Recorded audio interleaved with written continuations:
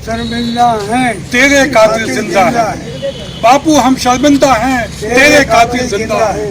बापू हम शर्मिंदा हैं, तेरे कातिल जिंदा है। फांसीवाद मुर्दाबाद, मुर्दाबाद मुर्दाबाद सांप्रदायिकता मुर्दाबाद, मुर्दाबाद मुर्दाबाद धर्मनिरपेक्षता जिंदाबाद, जिंदाबाद जिंदाबाद समाजवाद जिंदाबाद, जिंदाबाद जिंदाबाद महात्मा गांधी जिंदाबाद, जिंदाबाद जिंदाबाद महात्मा गांधी जिंदाबाद, जिंदाबाद जिंदाबाद फांसीवाद मुर्दाबाद। मुर्दाबाद मुर्दाबाद। Thank you. आज गांधी का जन्मदिन है, उस अहिंसा के पुजारी का जन्मदिन है जिसने पूरे विश्व को एक अलग मार्ग दिखाया और भारत जैसे एक बड़े विशाल देश को स्वतंत्र करवाया। और आज मेरे साथ मौजूद हैं इस खास मौके पर लज्जा शंकर हरदेनिया जी, जो एक वरिष्ठ पत्रकार हैं और सेकुलर मंच के अध्यक्ष हैं, और वे अभी मेरे साथ मौजूद हैं मिंटो हॉल में। और मिंटो हॉल में अब उनसे चर्चा करेंगे गांधी के बारे में। आपकी नज़र में गांधी कौन थे, कैसे थे? देखिए, गांधी जी तो अद्भुत व्यक्ति थे। आपने नाम सुना होगा अल्बर्ट आइंस्टाइन का, जी, बहुत बड़े वैज्ञानिक थे। तो उन्होंने जो गांधी जी के बारे में बोला वो अंतिम सत्य है। जी, उन्होंने ये कहा था कि आने वाली पीढ़ियाँ इस बात पे भरोसा नहीं करेंगी कि हाड़ मांस का कोई ऐसा व्यक्ति धरती पर आया था। माने उनने कंपेयर उनका कर दिया जो बड़े बड़े हमारे धर्म के संस्थापक हुए हैं उनसे भी ज़्यादा। फिर एक और बात बताता हूँ, पूना में आगा खां महल में वो गिरफ्तार थे बापू 42 के आंदोलन के सिलसिले में। तो उन्होंने वहाँ पर जेल के भीतर वो जेल बना दिया गया था, तो वो आगा खां पैलेस, तो उसमें गांधी जी को रखा था जेल में। तो उन्हें 21 दिन का अनशन घोषणा कर दी। उनकी तबीयत भी खराब थी और कस्तूरबा जी की, उनकी पत्नी, उनकी भी तबीयत खराब। तो वहाँ जो वाइसराय थे दिल्ली में, वाइसराय गवर्नर जनरल, उन्हें अपने डॉक्टर को भेजा। आप बोलिए मत फिर आप। जी, जी। अपने डॉक्टर को भेजा, खुद के डॉक्टर को वाइसराय ने, कि जाके देखो भाई ये ओल्ड मैन कितने दिन जिंदा रहेंगे अनशन के साथ। तो डॉक्टर ने जांच करके बताया कि साहब ये 7 दिन से ज़्यादा नहीं रहेंगे। और वो 21 दिन का फास्ट उनका पूरा हो गया और जिंदा रहे। तो गवर्नर जनरल ने अपने डॉक्टर को बुला के बोला कि तू कैसा डॉक्टर है यार, तूने बोला तो वो तो 7 दिन में मर जाएंगे, वो तो 21 दिन जिंदा रहे। तो डॉक्टर ने क्या जवाब दिया कि साहब मैं इंसानों का डॉक्टर हूँ। मतलब समझे? जी, जी। मैं इंसानों का डॉक्टर। मतलब गांधी जी इतने महान थे ये कहने। तो ये 2 एग्जाम्पल हैं उनके, वो कितने और अद्भुत प्रतिभाशाली, अद्भुत लेखक, अद्भुत पत्रकार। और उन्होंने एक चीज़ और दिखाई कि सिर्फ 2-4 फल खाकर, मूंगफली खा के, कुछ फल खा के जिंदा रहा जा सकता है।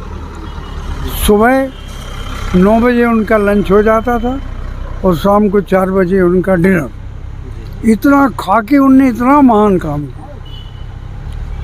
तो उनकी कई विशेषताएं थी। एक कमरे में वो रहते थे और उसी कमरे में उनसे लॉर्ड माउंटबेटन मिलने आते थे, बड़े बड़े लोग मिलने आते थे, उसी में सोते थे, उसी में खाते थे, उसी में उनका बाथरूम था, सब था। तो उन्होंने ये भी दिखा दिया कि तुम यदि बड़े आदमी हो तो कोई ज़रूरी नहीं है कि तुम महल में रहो। मैंने ब्रिटिश साम्राज्य को इस कमरे में रह के हिला दिया है। मतलब अभाव में भी आप आज़ादी को प्राप्त कर सकते हैं, ये गांधी ने बता दिया था। और ये बता दिया कि सादा जीवन बिता के भी आप बड़े से बड़ा काम कर सकते हो। अच्छा, मेरा आपसे एक सवाल है। आपने पूरा एक उम्र का दौर पड़ाव को पार किया है और मेरे जैसे जो युवा आज के जो साथी हैं वो गांधी को पढ़ते हैं नहीं, और पढ़ने से पहले उनके प्रति एक सोच का निर्माण कर लेते हैं। आज ही की मैं आपको बताऊं, अभी भी अगर आप फ़ोन को खोलेंगे और ट्विटर पर देखेंगे तो नाथूराम गॉडसे जिंदाबाद के नारे लग रहे हैं और लगातार ट्विटर पर ट्रेंड कर रहा है। इस पर आप क्या कहेंगे? क्या एक हत्यारे की सोच का जो आज इतना विस्तार हो रहा है, हमारी जैसी उम्र के जो लोग हैं उनके अंदर वो बातें घड़ी जा रही हैं, रची जा रही हैं कि गॉडसे इस देश के लिए सबसे बड़े परम भक्त थे, बल्कि गांधी इस देश के लिए देशद्रोही की तरह थे। इस पर आप क्या कहेंगे? आपका सवाल बहुत मौजू है। असली में देखिए, आज भी जो हो रहा है ना, आप आसपास देखिए, गॉडसे के व्यक्तित्व और उसके कृतित्व के बारे में आप क्या सोचेंगे? वो मुसलमानों को घृणा करने वाला व्यक्ति था, और वो गांधी जी से इसलिए नाराज था कि गांधी जी इस देश में सब लोगों को रहने देने के हामी थे। हिंदू, मुस्लिम, सिख, ईसाई उनका नारा था। गांधी से, गॉडसे और जिस संस्था में वो था, राष्ट्रीय सेवक संघ में, वो गांधी से किस लिए नाराज थे कि वो सोचते थे कि गांधी जी ने पाकिस्तान बनवाया। तो पाकिस्तान बनने के तो कई परिस्थितियाँ थी। फिर मैं आरएसएस के तमाम लोगों से जानना चाहता हूँ कि गांधी जी ने एक नारा दिया था कि पाकिस्तान मेरी लाश पे बनेगा। उस समय आरएसएस का दावा था कि हमारे संघ में 10 लाख लोग थे। क्यों नहीं बापू के पास गए, उनसे कहा कि बापू फिक्र मत करो, हम 10 लाख लोगों की लाशों में पाकिस्तान में। उस समय तो चुप रहे तुम, अंग्रेज़ों का साथ दिया तुमने, समझा, और गांधी को गाली दी, आज़ादी के आंदोलन का विरोध किया। तो गॉडसे उनके तो आज इस तरह के लोग भी हैं। वो तो सत्ता में बैठ गए हैं भैया दिल्ली में, जो गांधी विरोधी लोग हैं। और फिर दूसरा आप देखिए कि हमारे देश में कितनी हिंसा है। क्या इससे ज़्यादा बदतमीजी हो सकती है कि मैं पकड़ से आपसे कहूँ कि जय श्री राम बोलो? क्यों? वो आके आपको कहेंगे अल्लाहू अकबर।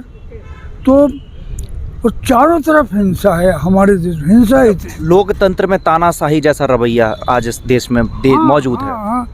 देखिए, माने आप ये देखिए कितनी ख़राब हालत है हमारे यहाँ की। हिंसा इतनी कि हम 6 साल की बच्ची के साथ बलात्कार करते हैं।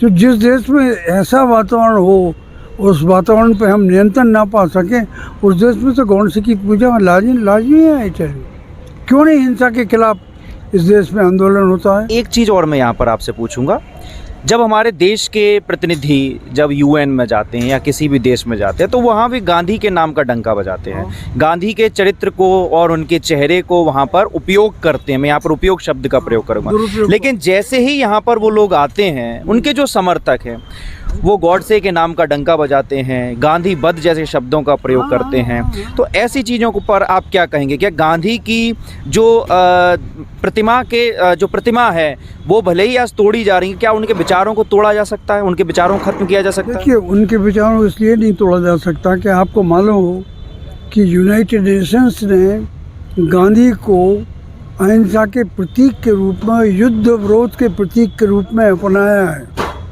और यूनाइटेड नेशंस का उद्देश्य ये है कि दुनिया से युद्ध को ख़त्म करना। आज अंतर्राष्ट्रीय अहिंसा दिवस भी है। हाँ, अच्छा, चलिए, तो ये भी दोनों चीज़ें।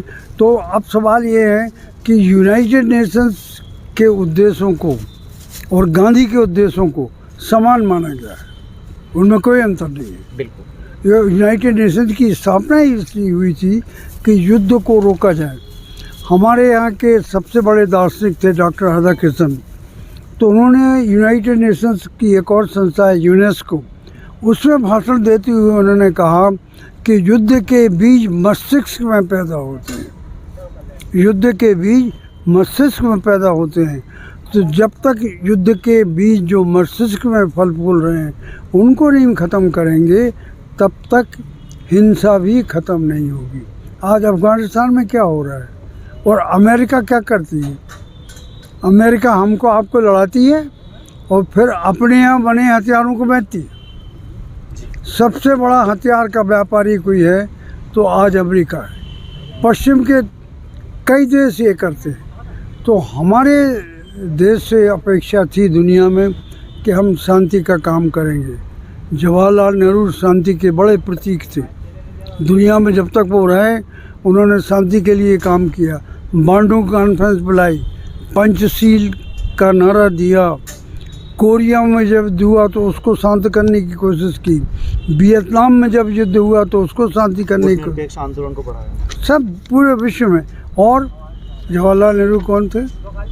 नेहरू जी के सबसे बड़े शिष्य। जब लोगों अच्छा, एक सवाल और मैं आपसे यहाँ पर करना चाहूँगा। आज के युवाओं के लिए आप क्या कहना चाहेंगे गांधी के बारे में? क्योंकि गांधी के विचारों को आज लगातार तोड़ा जा रहा है, ख़त्म करने का प्रयास किया जा रहा है उस पर। देखिए, गांधी के विचारों को अपनाना और जो गांधी के विचारों के विरोध में गंदी बातें कहते हैं उनका मुकाबला करना। और कई बातें हमारे युवकों को करना चाहिए। इस देश के सारे युवकों से मेरी अपेक्षा है कि बिना दहेज के शादी करें। इस देश के तमाम युवकों से हमारी अपेक्षा है कि कहीं भी यदि बच्ची या स्त्री खतरे में हो तो अपनी जान निछावर करके उसकी रक्षा करें। ऐसा नहीं है कि ये रेप रोके जा सकते हैं, फिर वो दयावान बने। और एक चीज़ और मेरी अपेक्षा है कि ITI से पढ़ के वो अमेरिका न जाए। जो भी उसने पढ़ा है उसका देन इस देश को दे, समझे आप। यदि डॉक्टर है तो अमेरिका में जाके ना कमाए, समझे आप। आज जिससे पूछो ना कि आपका बच्चा क्या कर रहा है, इज इन अमेरिका है, और अपने बाप को छोड़ गया है, माँ को छोड़ गया है। तो ये सारी अपेक्षाएं हैं। अनुशासन, जिस देश में ट्रैफिक लाइट की इज्जत नहीं है उस देश में अनुशासन नहीं है। मेरा आपसे एक सवाल है, क्या गांधी के विचारों पर चलना ज़्यादा कठिन है या आज जो जिस प्रकार से राष्ट्रवादी सोच बताई जाती है और जो कहा जाता है कि सेकुलर तो एक ढोंग है, हमें वो बनना चाहिए? आप क्या कहेंगे? देखिए, ये जब से फांसीवादी ताकतें भारत में सत्ता में आई हैं और भारत फांसीवाद के शिकंजे में फंस गया है, तब से भ्रामक दुष्प्रचार किया जा रहा है। राष्ट्र की मजबूती के लिए सेकुलरिज्म चाहिए। अगर धर्मनिरपेक्ष मूल्य नहीं होंगे तो भारत मजबूत नहीं होगा, भारत की एकता मजबूत नहीं हो सकती। दरअसल राष्ट्र का हित सेकुलरिज्म में ही है। ये जो भेदभाव किया जा रहा है कि राष्ट्रवाद कोई दूसरी चीज़ है, सेकुलरिज्म कोई दूसरी चीज़ है, ये भ्रामक दुष्प्रचार है। इससे सावधान होने की आवश्यकता है। गांधी की जो सबसे बड़ी देन है कि उन्होंने स्वाधीनता के बोध को विकसित किया। स्वाधीनता का बोध एक मानवीय मूल्य है। इसके लिए उन्होंने आत्मबल को महत्व दिया, उसके लिए उन्होंने राजनीति में नैतिकता को महत्व दिया। तो ये स्वाधीनता का बोध, आत्मबल और नैतिकता, ये पूरी मानवता को गांधी की बहुत बड़ी देन है। इसलिए गांधी का कद सबसे बड़ा है। एक सवाल और, गांधी के राजनीतिक उत्तराधिकारी नेहरू जो लगातार देश के प्रधानमंत्री रहे 17 सालों तक, उनके बारे में ये कहा जाता है और गांधी जी के बारे में कि इन दोनों ने सेकुलरिज्म के नाम पर सिर्फ और सिर्फ हिंदुओं का नुकसान किया है और इन्होंने मुस्लिम्स को आगे बढ़ाया। इस पर आप क्या कहेंगे? देखिए, क्योंकि यही चीज़ें आज लगातार इस देश में जारी हैं। ये फांसीवादी ताकतें इस तरह के दुष्प्रचार कर रही हैं। मेरा आपसे कहना यह है, अगर सेकुलरिज्म कायम रहेगा, अगर एकता और भाईचारा कायम रहेगी तो दंगे फसाद नहीं होंगे, दुश्मनी नहीं होगी, नफरत का माहौल नहीं होगा, हिंदू भी सुरक्षित रहेगा, मुसलमान भी सुरक्षित रहेगा। अगर दंगा होता है, नफरत की राजनीति होती है, तो जनसंख्या के आधार पर तो सबसे ज़्यादा संकट में तो हिंदू ही पड़ेगा ना। तो हिंदुओं की रक्षा के लिए भी इस देश में सेकुलरिज्म चाहिए। और दूसरी बात यह कि गांधी के फॉलोअर्स की जो आपने बात करी, गांधी एक विचार है, तो किसी भी विचार को मानने वाले तमाम लोग, मैं यहाँ व्यक्ति विशेष से हट के बात कर रहा हूँ, वो तमाम लोग जो विश्व शांति, एकता, भाईचारे में विश्वास करते हैं, वो सब लोग गांधी के उत्तराधिकारी हैं। गांधी के फॉलोअर्स, गांधी की परंपरा ही गांधी की सच्ची उत्तराधिकारी है। किसी व्यक्ति विशेष तक इसको सीमित ना किया जाए। एक सवाल में उसका उत्तर संक्षेप में जानना चाहूँगा। लगातार ये कहा जाता है कि आज से 300 साल पहले हिंदुओं के ऊपर मुस्लिमों ने अत्याचार किया और लगातार ये किया वो किया, तो क्या उन सारी चीज़ों का बदला आज लिया जाए? पहली बात तो ये झूठ है। देखिए, यदि 300-400 साल तक इस देश में हिंदुओं पे अत्याचार किया जा रहा होता तो आज देश में एक भी हिंदुओं का पुराना मंदिर सुरक्षित ना होता। हिंदुओं के चारों धाम सुरक्षित ना होते, सरकारी संपत्ति पे मंदिरों का निर्माण ना होता, हिंदुओं का कत्लेआम हो गया होता। ये झूठ है।